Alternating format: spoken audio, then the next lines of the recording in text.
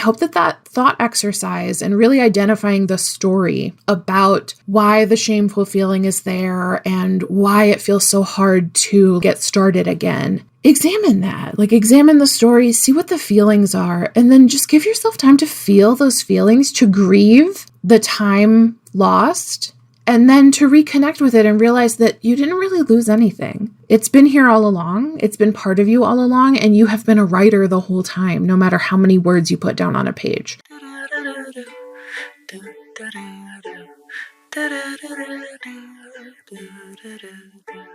Hey, sunshine. Welcome back to another episode of the Neurodivergent Creative Podcast. Today's topic is how to get back into writing specifically, or probably any hobby, after you have not done it for years, maybe even decades.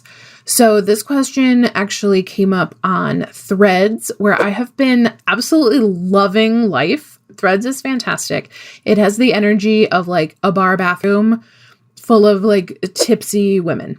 So they're like, oh my God, do you need me to zip that up for you? You've got lipstick on your teeth. Definitely do not call your ex. If you've never been drunk in a bar bathroom with drunk women, they're so supportive. They're so supportive. So anyway, that's what Threads feels like. And I, for one, am super into it. So I have been absolutely enjoying my life over on Threads. And this topic came up. I was like, hey, I'm recording podcasts. What do you guys want to hear about? And somebody said, I haven't written in over a decade, really.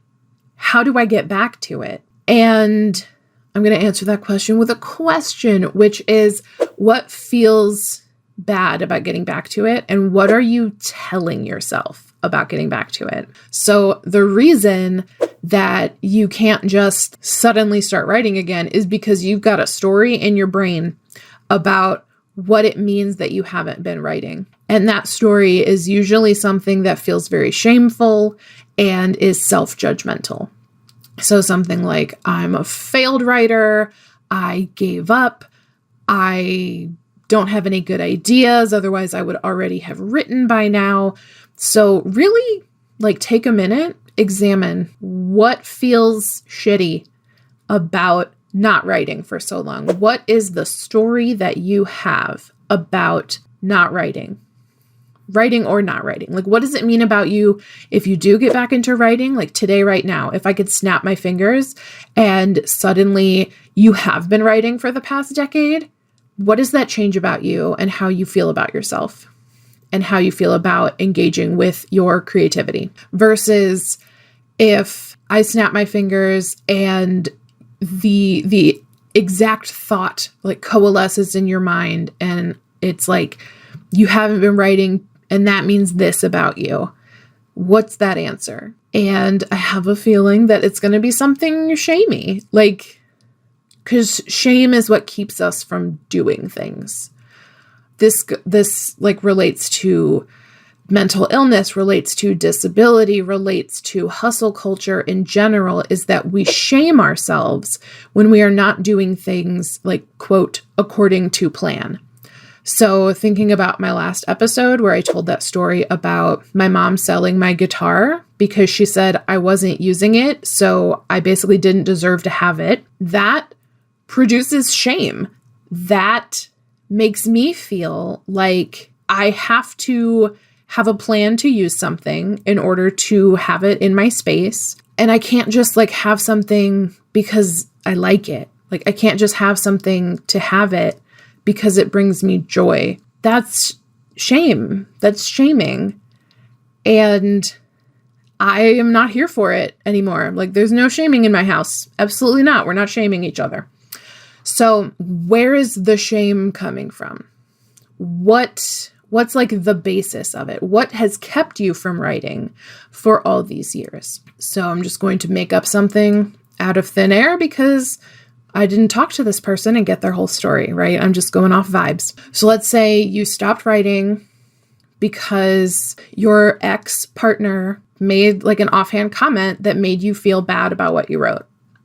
Maybe they said that it seemed derivative, or they didn't really get what you were going for and it wasn't very clear, and maybe you need to take a writing class about it. instead of actually trying to write something. So that is a bunch of someone else's opinion that was foisted upon you that is optional for you to believe or not. So I love to say that thoughts are like snacks. So if you go into a party and somebody comes up and they've got all these snacks on a little platter and they say, hey, would you like some You're a Failure? No, thanks. I'm allergic to that. Like, you don't have to eat that.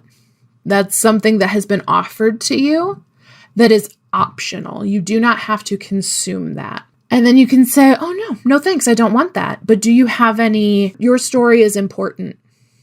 Do you have any, you should keep going? Do you have any, your creative ideas matter? All these thoughts that we think, all these stories that we tell ourselves in our brains, which are little computers that run on pattern recognition. All of these things are stories and all of these things are options. So that's very easy to say, right? But when you think these thoughts, often there is a bodily, emotional sensation that comes with it too. So if you are used to the story being, hey, you big dumb dummy, why haven't you written in a decade? Brother, you're so useless. You're so gross.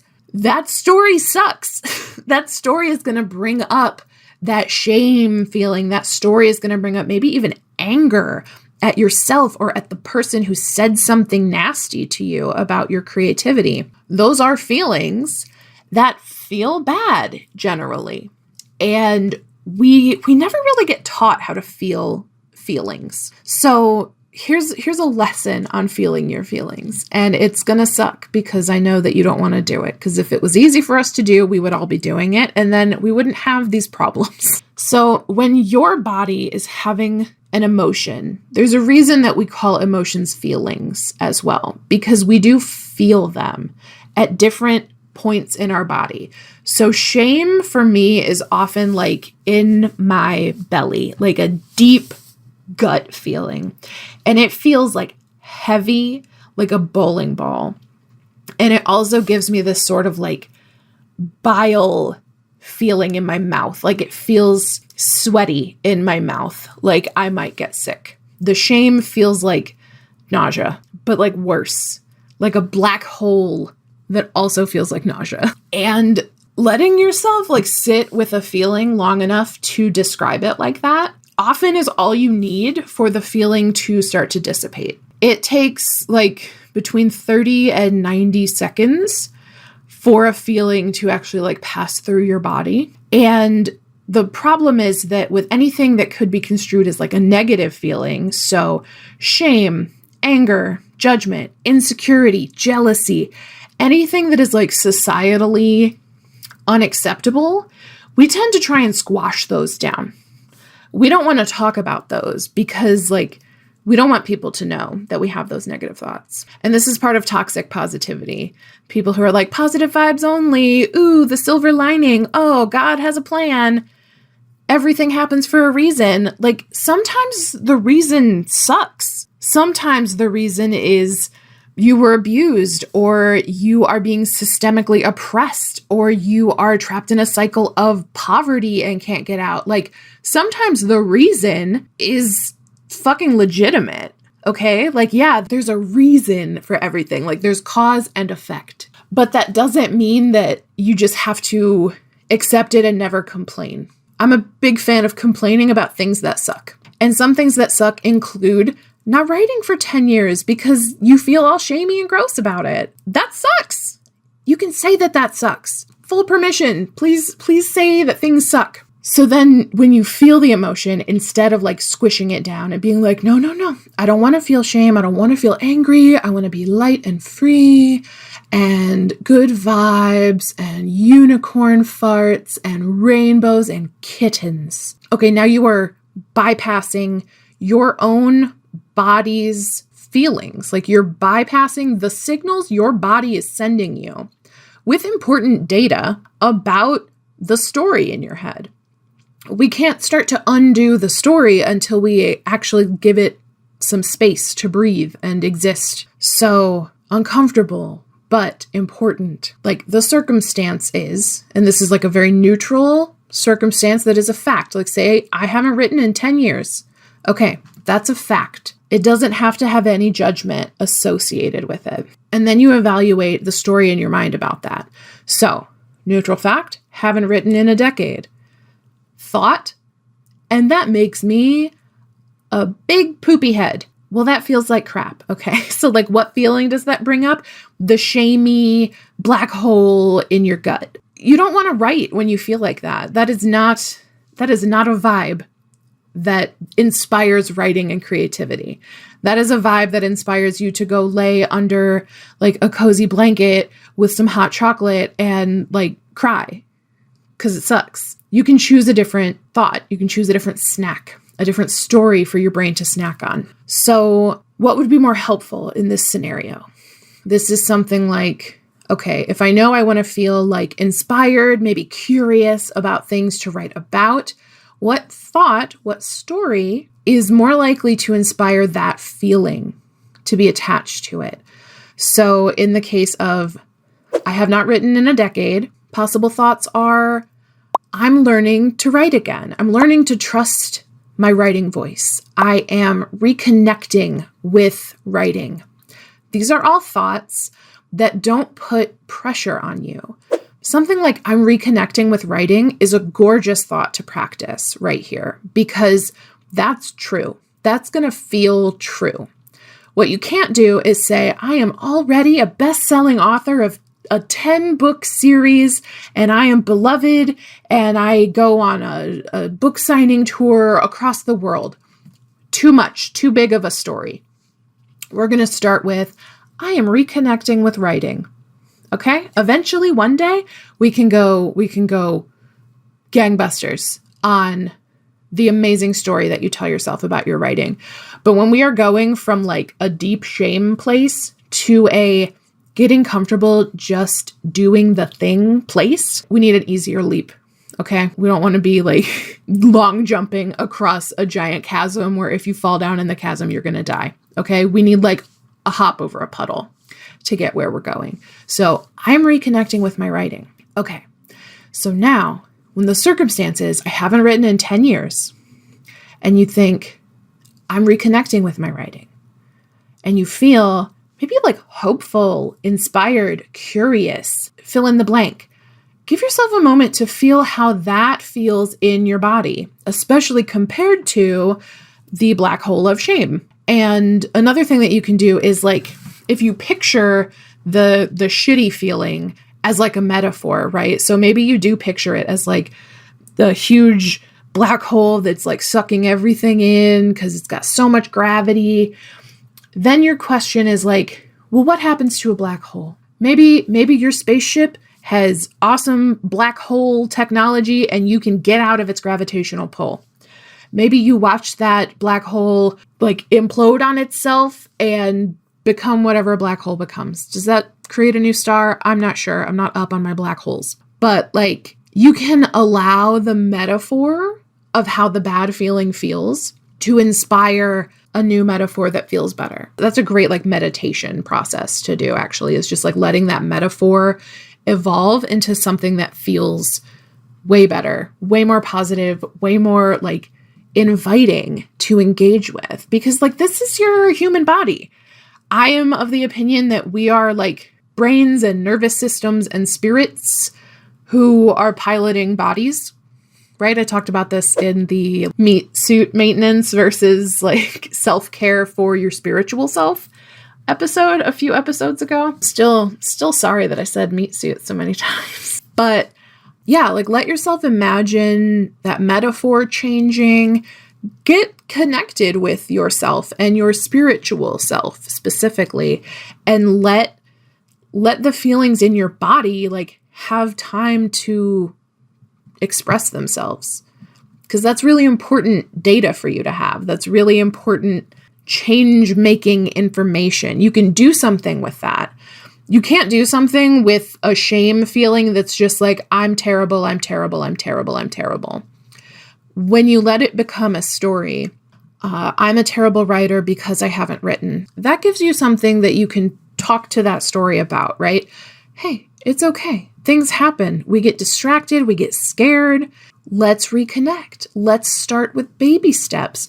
And then you can take an action from that like more inspired, hopeful, curious part of you.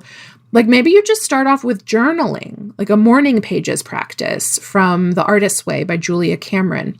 Morning pages is 3 pages of handwritten journaling in the morning or whenever during the day. But I like to do it in the morning because if I don't, I'm probably never going to do it. So allowing yourself to get back into the swing of writing on like a really low stakes thing. Like I probably wouldn't go like pitch a publisher right now to write a book and get a book deal. That might be a bit too big of an ask. But journaling, like I'm going to journal every day for a month and see what happens. Now we're talking. Now we have something that is actionable and that will like anchor in the idea that like writing is something that you can always come back to.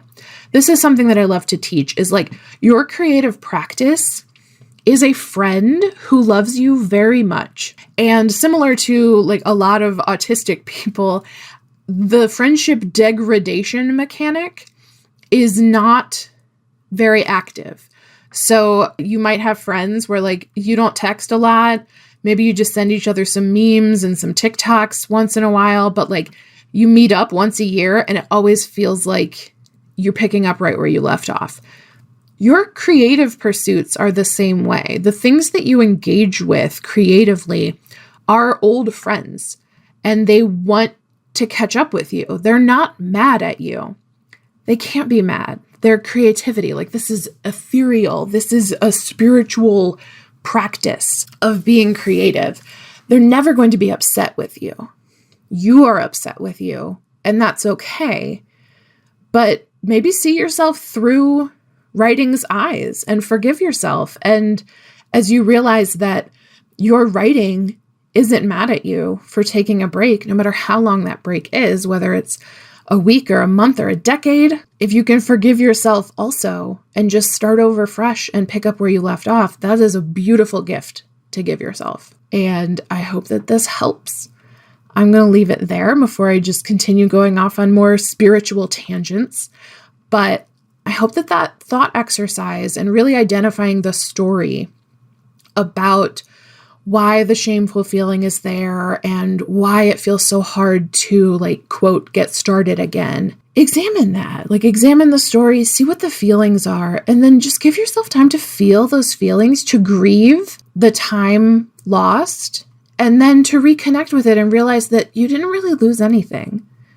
It's been here all along. It's been part of you all along, and you have been a writer the whole time, no matter how many words you put down on a page. Because being a writer is not something that is dependent on a word count. Being a writer or an artist or singer, musician, like anything. Being a friend, right? Like anything that is so intuitive and spiritual and like of human nature like that, that's not something that you can like do a bad job of. That's just part of being a person. And so it's okay to take breaks and it's okay to just start back up again and not make it a huge deal or make it a huge deal. Throw a fucking party, throw a I'm going to write again party. Like you can make as little or as big a deal out of this as you want. But know that you have always been a writer and you always will be a writer and you are allowed to take fucking breaks. Okay, I love you. Bye.